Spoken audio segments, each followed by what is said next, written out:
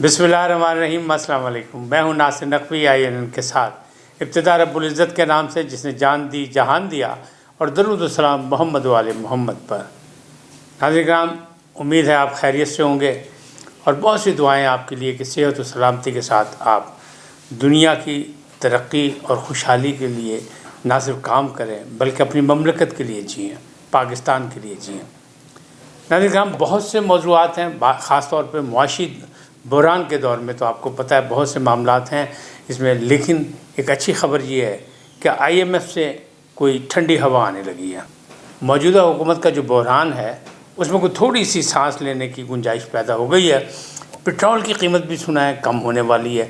क्यों कि आपके पक्के दोस्त, दरीना दोस्त, आजमाए हुए दोस्त चीन ने भी आपको बहुत कुछ देने का फ़ैसला कर लिया, जो कि आजकल में ही आप तक के ख़जाने तक पहुंच जाएगा। यानी हुकूमत सुख का सांस ले सकती है।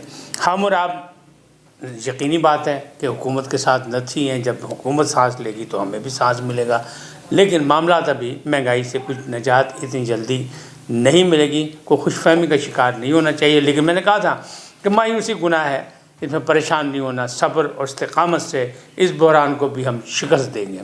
एक तो ये गुफ्तगू है, लेकिन दूसरी तरफ जो है वो एक जो सानिया हुआ था आमिर लियाकत हुसैन का, उस पर जितने मुँह उतनी बातें। अजीब व गरीब अंदाज में एक लेजेंड, एक मजहबी स्कॉलर, एक शायर, एक मुकर्रर, एक एंकर सुपुर्द खाक कर दिया गया। उसे दुनिया में जो इम्तिहान गाह है उसे बहुत से इम्तिहान दिए, इंसान की हैसियत से बहुत सी गलतियाँ भी की, सब कुछ हुआ, कोताहियाँ भी हुई, लेकिन जब वो दुनिया से उसकी रूह परवाज़ कर गई तब भी लोग उसे तमाशा बनाने की कोशिश कर रहे हैं। अब एक शायरी ने, जैसे मैंने कहा था, कि दरख्वास्त दी है कि कब्र कुशाई के लिए। गुज़श्ता रोज़ जो है उनकी पहली बेगम बुशरा बेगम जो हैं वो पहुंच गई अदालत में, और सेशन से उन्होंने इजाज़त ले ली कि कब्र कुशाई ना की जाए, बल्कि उनके बेटे और बेटी भी साथ थे उनके, और उनके वकील साहब साथ थे।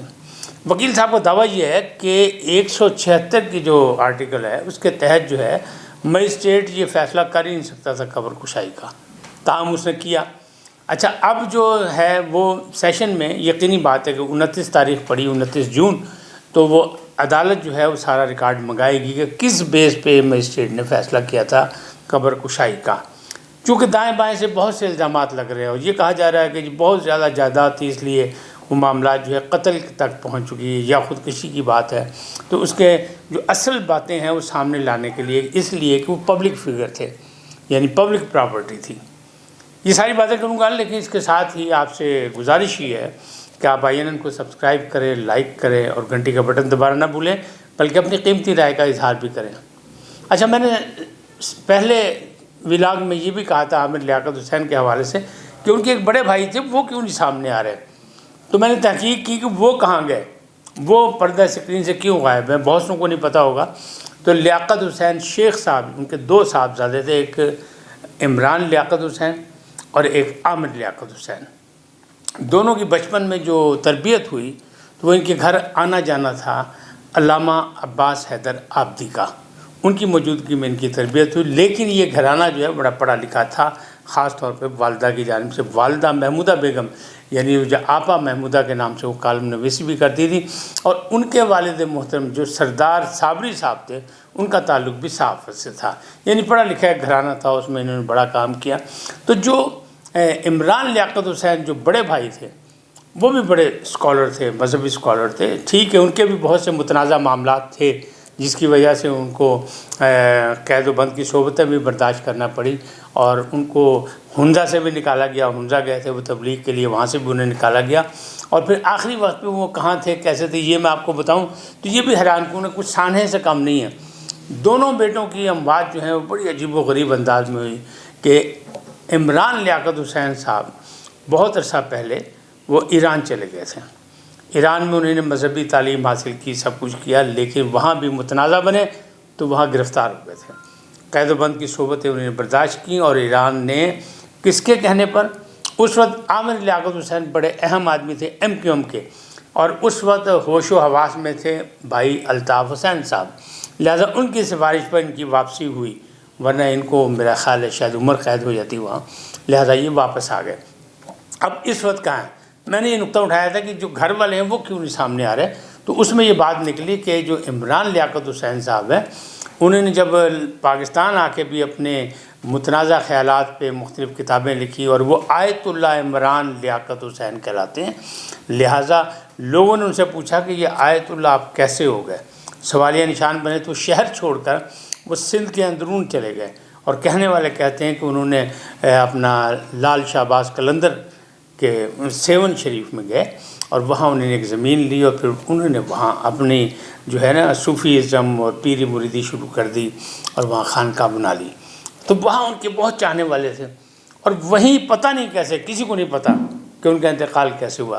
یہ ساری باتیں کون بتا رہے ہیں؟ یہ ان کے خاندان سے اہم تعلق رکھنے والے، جو جنگ سے جن کا تعلق ہے، اور بڑے سینئر صحافی ہیں، عارف الحق عارف، چونکہ اس فیملی سے ان کے بہت زیادہ تعلقات ہیں، انہوں نے یہ نشاندہی کی کہ جناب وہ تو جا چکے ہیں اور کسی کو نہیں پتہ، کیونکہ ان کا انتقال اندرون سندھ 7 شریف میں ہوا، اور کیسے ہوا، کب ہوا، ان کو وہاں ویسے ہی دفنا دیا گیا، یعنی ان کی جو موت ہے وہ بھی ایک سوالیہ نشان ہے۔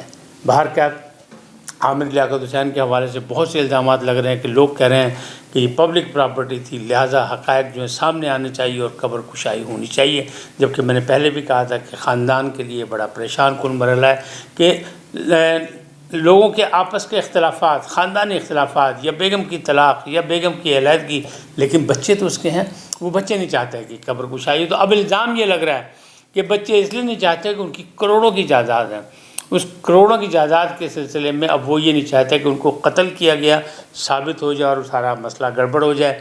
تو لوگ جو ہیں کہنے والے کہہ رہے ہیں کہ جی ایکس رے آئے، ان کے مونڈے کی، پسلی کی ہڈیاں ٹوٹی ہیں، لہٰذا وہ ساری چیزیں ہونی چاہیے۔ تو ابھی تک تو یہ اجازت نہیں ملی، لیکن جس انداز میں یہ متنازع بنا دیا گیا ان کو مرنے کے بعد بھی، لگتا ہے کہ وہ کہتے ہیں نا، انسان کہتے ہیں سامان 100 برس کا پل کی خبر نہیں، یعنی آگاہ اپنی موت سے کوئی بشر نہیں، سامان 100 برس کا پل کی خبر نہیں۔ تو وہ بات تو اپنی جگہ، لیکن اس کے ساتھ ایک اور بھی بات ہے کہ مر کے بھی نہ چین پایا تو کدھر جائیں گے، یہ بھی تو ایک انسان کا اپنا ہے کہ مرنا سب نے ہے جو دنیا میں آیا ہے۔ کتنا نام تھا عامر لیاقت حسین کا، لیکن اب وہ زمین میں جا چکا ہے، سپرد خاک ہو چکا ہے، لیکن اس کے باوجود اسے چین نہیں آ رہا۔ اس کی میت کو لوگ کہتے ہیں لاؤ دیکھیں گے ہوا کیا، اور کون دیکھیں گے؟ عام لوگ جو خونی رشتہ دار ہے وہ نہیں۔ وہ کہہ رہے نہ کرو، یہ قصہ ختم ہو گیا، کہانی ختم ہو گئی، ایک داستان کا اختتام ہو گیا، تو اب چھوڑ دو، اللہ جانے، اور اللہ اس کے گناہوں کو معاف کرے، اس کے درجات بلند کرے، اس کی معافی کرے۔ اس لیے انسان تھا، غلطیاں سب سے ہوتی ہیں، غلطی کا پتلا ہوتا ہے، لیکن لوگ جو ہیں لگتا ہے وہ نہیں چھوڑیں گے، اب یہ بڑی دیر چلے گا، اور یہ مسائل جو ہیں یہ قبر کشائی تک جائیں گے۔ بورڈ بنائے تو جو بشرا بیگم ہے اور بچے ہیں وہ یہ کہہ رہے ہیں جو بورڈ بنا ہے اس کی جو ہیڈ ہے خاتون، یعنی لیگل ایڈوائزر جو ہے یا لیگل چیف سمجھ لیں، اس پر بھی انہیں اعتراض ہے۔ وہ کہتے ہیں کہ جس وقت ڈیڈ باڈی ہم لینے گئے اس وقت بھی اس کا رویہ اچھا نہیں تھا، تو اب اس بورڈ کی وہ چیئرمین ہے، تو چیئر پرسن ہے، تو پھر وہ کیسے وہ ساتھ دے گی ان کا؟ لہٰذا وہ کہتے ہیں ہمیں اس پہ بھی یقین نہیں ہے۔ تو معاملات جو ہیں وہ مزید جو ہیں پیچیدہ ہوتے جا رہے ہیں، اور افسوسناک بات یہ ہے کہ ہمارے ویلاگر جو ہیں وہ بلا سوچے سمجھے بے پر کے اڑا رہے ہیں۔ کئی لوگوں نے تو 3-4 دن پہلے اس کا وہ قبر کشائی بھی کرا دی اور پوسٹ مارٹم بھی کرا دیا، اور پتہ نہیں کیا کیا کہہ دیا، صرف اس لیے کہ سبسکرائبر بڑھ جائیں، ان کے لوگ، ان کے ویورز بڑھ جائیں۔ تو افسوسناک ہے، کسی کی موت کو تماشا بنانا جو ہے یہ خود ایک بہت بڑا جرم ہے، اور ہمیں نہیں کرنا چاہیے۔ ہمیں تو دعا گو ہونا چاہیے کہ اگر ایک انسان دنیا سے اپنی اننگ کھیل کے واپس چلا گیا ہے اپنے خالق حقیقی کے پاس، تو اس کو معاف کر دیں۔ اگر کوتاہیاں ہوئیں، گناہ ہوئے، جو بھی ہوئے، جو ہمارے ہیں وہ ہم معاف کر دیں۔ جیسے حقوق العباد معاف نہیں ہوتے ہیں، تو بیگم اور بچوں نے معاف کر دیا۔ دوسری بیگم جو ہے توبہ، انہیں نے اپنی شادی کر لی۔ تیسری جو ہے دانیہ، وہ پہلے ہی خلا کے چکر میں تھیں، اور وہ نہ شاہ ہیں نہ کچھ، لیکن دانیہ شاہ کہلا رہی۔ اس کا مطلب یہ کہ وہ بھی کسی سازشی طور پہ وہ ساتھ منسلک تھیں، اور وہ بھی کچھ حاصل کرنا چاہتی تھیں، کم عمر تھیں، لہٰذا وہ اس سے فائدہ اٹھانا چاہتی تھیں۔ لیکن سارے متنازع چیزیں کب تک ہیں؟ جب تک انسان دنیا میں موجود ہے۔ جب دنیا سے چلا جائے تو یہ سب چیزیں ختم ہو جاتی ہیں، نہ ہی ان کو، کیونکہ اصل حقیقی وارث موجود ہے، بیٹا اور بیٹی، تو ان کی موجودگی میں کوئی زبردستی کوئی چیز ہڑپ نہیں کر سکتا۔ تو یہ معاملات ایسے ہیں۔ اب دنیا اگر تماشا بناتی ہے تو ظاہر ہے پھر یہ معاملہ اللہ پہ ہم چھوڑتے ہیں کہ اللہ جانے اور وہ لوگ جانے جو لوگ اس کو تماشا بنا رہے ہیں، لیکن لیجنڈ کی میت کو خراب نہیں کرنا چاہیے، ہمارا یہ خیال ہے کہ معاف کر دینا چاہیے۔ آج اتنے ہی، پھر ملیں گے ایک اور عنوان کے ساتھ، ایک اور موضوع کے ساتھ۔ اللہ آپ کو سلامت رکھے۔ جانے سے پہلے آپ سے درخواست کا IAN کو سبسکرائب کریں، لائک کریں، گھنٹی کا بٹن دبانا نہ بھولیں، اور اپنی قیمتی رائے کا بھی اظہار کریں کہ آپ میری رائے سے متفق ہیں یا نہیں۔ آپ سلامت رہیں۔ اللہ نگہبان۔